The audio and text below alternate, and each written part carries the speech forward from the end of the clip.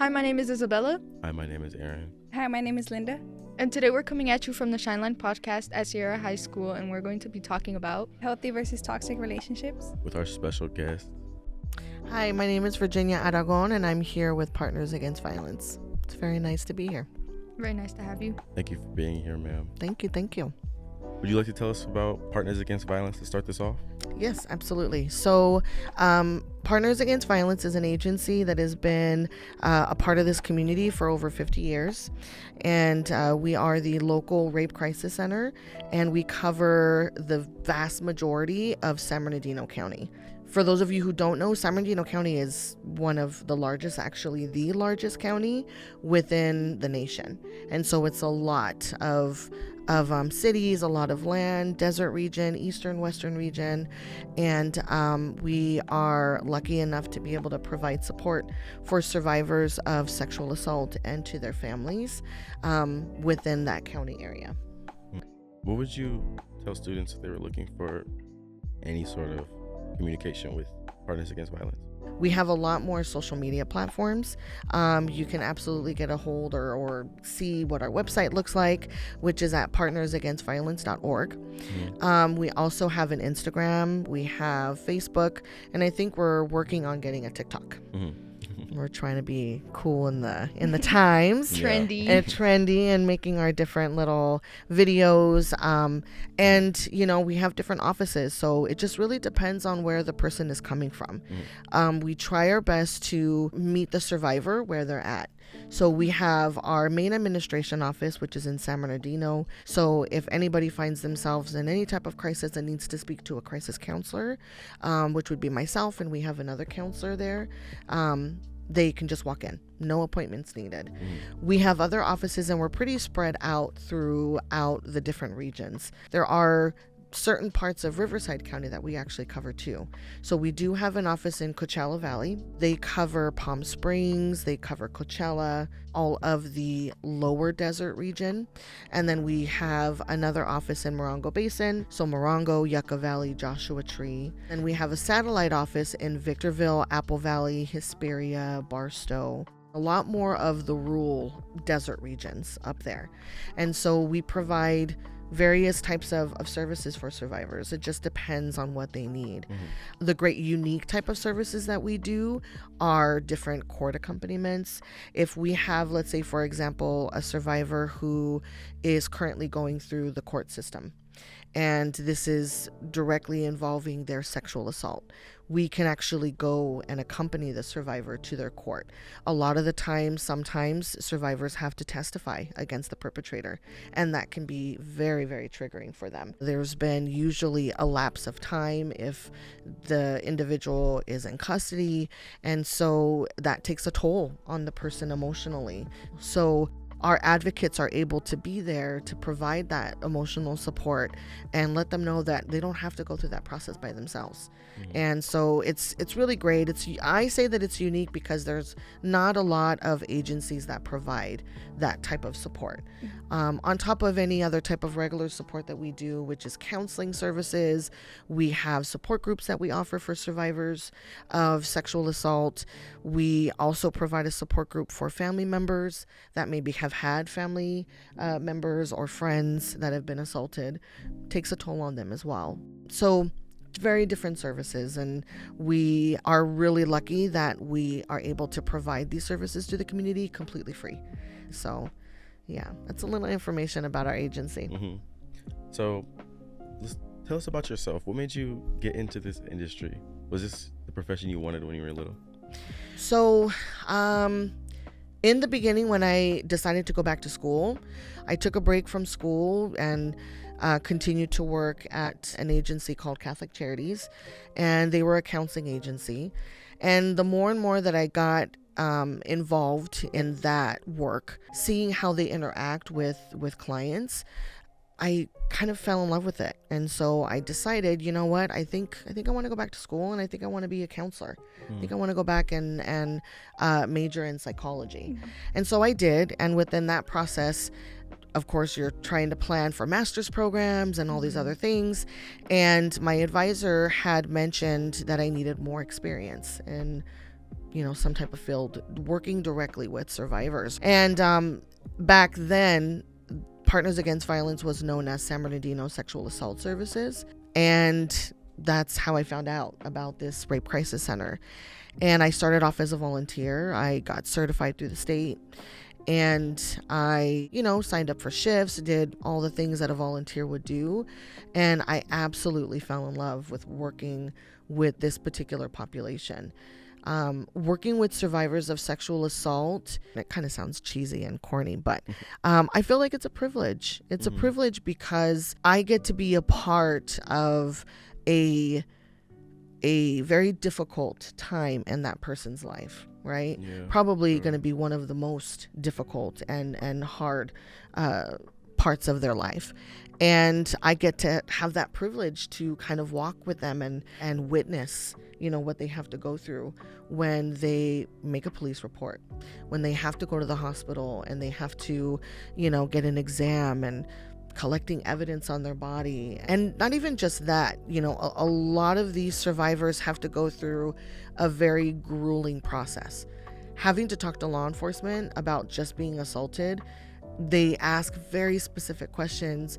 It's very detailed. It's pretty much forcing the survivor to relive, what they've been through. And there is a part of it that kind of takes away from, remembering that this isn't just somebody who was raped, right? This is a human being. Yeah. And so as advocates, we kind of bring back that humanistic side of this, process that can be very invasive, very hard. And it makes the individual feel like, wow, I'm just a piece of evidence. Like, you don't care about me. And as advocates, we kind of bring that back and we let them know, no, you matter. And I am so sorry that you're having to go through this. And please know that I'm here to just, be the person to hold your hand and to kind of walk you through it. At first, when I started to get into it, I didn't think it was going to be for me, but I kind of persevered because, I had a younger sister who was sexually assaulted. And I wish that, my parents knew about the services that we do here. Had they known, my little sister probably would have received the help, the proper help that she needed at the time. And so for me, I think it's my sister that helps me to stay focused, helps me to remember why I wanted or why I fell in love with this work and working with individuals of sexual assault. I love hearing people talk about how other people are human beings because it's real. Yeah, Everybody absolutely. has feelings for sure. Absolutely. Absolutely. And I, a lot of that is taken away because of, the process that they have to go through. And, there's a lot of shame and a lot of guilt that goes into sexual assault. And a lot of the times the survivors feel like, oh, this happened to me because of something that I did. It's a decision that I made or lack thereof. There's something that I did that made this person feel that they could do these things to me. And it's not. It has nothing to do with them and everything to do with the person that decided that it was okay to take advantage, And so it's something that I feel gives me purpose. It gives me purpose, and it helps me to feel like I'm giving back in some way to the community. I am never going to be able to relate to any of these individuals personally myself because this has never happened to me. And, I've been very lucky to say that. But to be able to still give back in a way and to let them know, first and foremost, that they don't have to go through it by themselves and that there are people here to, help them through that. Have you ever had people that would it's not as easy for them to open up because they've been manipulated and it's kind of they don't realize that it was wrong? Absolutely. It's unfortunate, but a lot of the times if So for example, I had a client, and obviously we're not going to disclose any information or anything like that identifiable, but there was a client that I worked with, and happened to be the person that was also there for their forensic exam when they went to the hospital. And so I was able to see her kind of go through the process from start to finish. And she ended up getting scheduled with me as a counselor. And I'll never forget kind of being there at the hospital, and mom was there with them. And mom was just so hard on her. And, said things like, well, this is what happens. This is what happens to little girls that don't listen. This is why I told you not to go to the party. This is why I told you, that you shouldn't drink, or, things like this happen. So now you got to deal with it. They blame them. Right. And it makes it seem like anything and everything that has happened to them from that point is because of decisions that they have made. Yeah. Now, granted, we've all been there, done that. I was a teenager once in my life, and I know what it feels like to, want to experience, explore, and, drink, and what it feels like, or go out and party and have fun.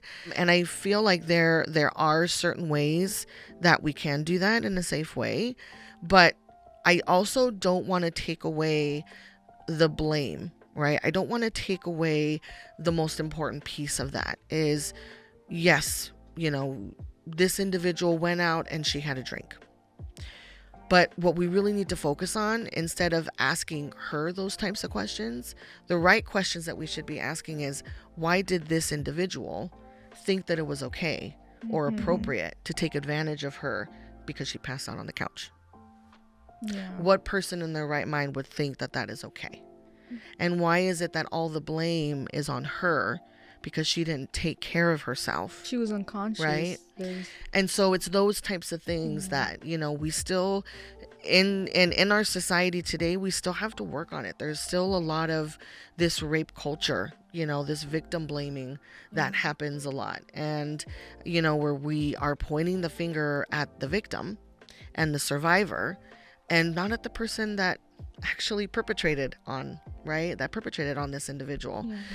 So I see that all the time, and it is very difficult for them to, just counseling itself is already something that can be hard to do, right?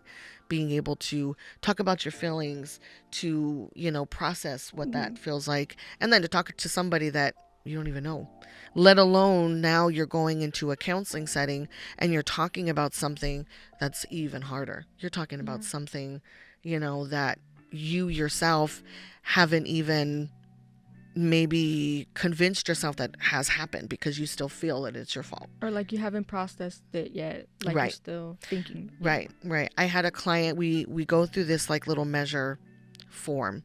And I had asked her a question, and in the question it said, I think the word rape. And just from hearing that word, it took her back and she started crying. A trigger. And as I, kind of let her process it and cry and feel what she needs to feel in that time, she finally disclosed later on in the session, the moment you said rape is when it dawned on me, oh my God, I was raped. Yeah. Like this actually happened. You hear that it happens everywhere, right? But you never think that it's going to happen to you. And so just hearing it was a big realization for her. And it hit her big, and she had to feel the feelings that she needed to feel, right? The crying, there's almost like this sense of loss. But it does take them, a while to be able to feel comfortable to open up. Yeah. And to even talk about it. Mm-hmm. Absolutely. Would you say your clients that come in, obviously, don't disclose anything personal, but would you say that these traumatic events that happen to them usually come from strangers, or like maybe somebody they know, like it could be like a relationship with, or a friend? Yeah. I think that's the most common misconception, is that rape only happens from a stranger.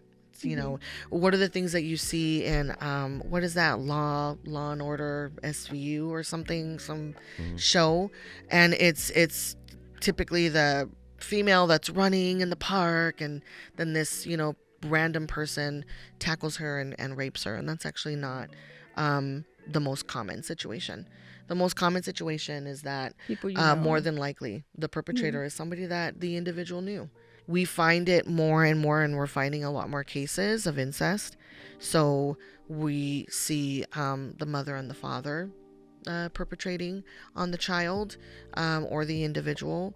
We see the aunts, the uncles, the grandparents, the distant cousins, or even cases of like, oh, this is somebody that, we consider part of the family, but it's a friend of the family. Family friends. Right? And this person grew up, oh yeah, I grew up with my Uncle Bob, but my Uncle Bob is my daddy's best friend, and so that's how.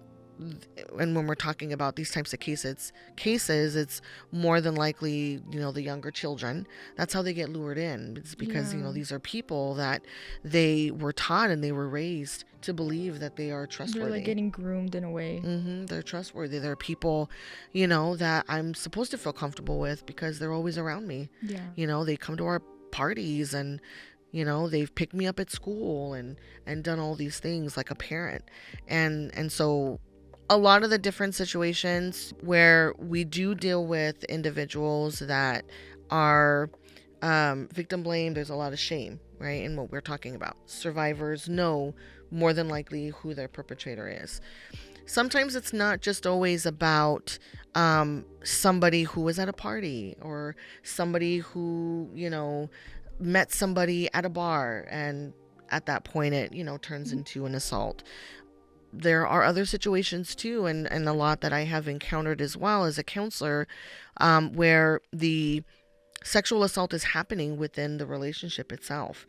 I have seen it in both cases. I've seen it in within married couples. I have seen it between two exes, and a lot of that too is it can also happen in a situation where, like I had a case where a female was ready to go to bed, and she's getting ready, her and her partner, and they are trying to sleep for the next day. They had something really important to do the next day, and so her partner was very eager and was wanting to be intimate with her, and she said no, like, I'm not really in the mood, or I really don't want to. I just I really just want to get some rest. I'm just really, really tired. I had a really long day. And the individual or the partner kept persisting and persisting and persisting, to the point where the survivor just ended up, kind of like, all right, you can sleep in the bed by yourself. I'm going to go sleep on the couch or, somewhere else. Like, I really don't want to do anything today. And she goes to a different room, and her partner follows. And at first she thought that it kind of started off as a little bit of like playful banter, she thought, well, maybe he thought that me saying no, I was like playing like, oh no, I don't want to, but I really, really want to, type of thing. And so she kept telling him, no, I'm really serious. I don't want to. And her partner then proceeded to rape her. And so at that point, when you see it in relationships like that, it can get very convoluted and very confusing for the survivor, because in their mind, they're like, okay, well, this is my partner. This is somebody that I love or that I care for very much. But this happened. Is this something that I really wanted? Is this something that, maybe I thought I didn't want, but he saw that I did, and that's why he did that? And so it, for this particular survivor, it took her a long time to realize and to even, I guess, kind of own up or to even call it a rape, because, oh no, that doesn't happen between an intimate partner, right? They try to justify it. Exactly. And so it took her a long time to even get to that point to realize, oh my God, yes, okay, yeah, he raped me. And it was hard for her to forgive. It was hard for her to move forward in the relationship. And that relationship, they ended up breaking up in the end. But I think that's also a really important part of what we do at Partners as well. The educational piece that we provide, we like to go out to different schools, and we like to go out to, and not just high schools or middle schools, even as young as elementary schools, our college campuses, and going out and providing the proper education of, what it is that you need to look for when you're in a relationship. What does consent mean? Sometimes a lot of people don't really understand the meaning of consent. If the person consents in the beginning, but then changes their mind, let's say midway of being intimate, does it still count? Do I stop? Do I continue? Do we, continue with what we're doing? And so a lot of the different presentations and trainings that we do is to help individuals understand the difference between the two. This is what consent means. And this is what it means to be in, a relationship that may have some red flags. And this is what it means to be in a relationship that it's respectful, it's mutual, it's healthy in a way where both parties hold the same amount of power. There's boundaries. Absolutely.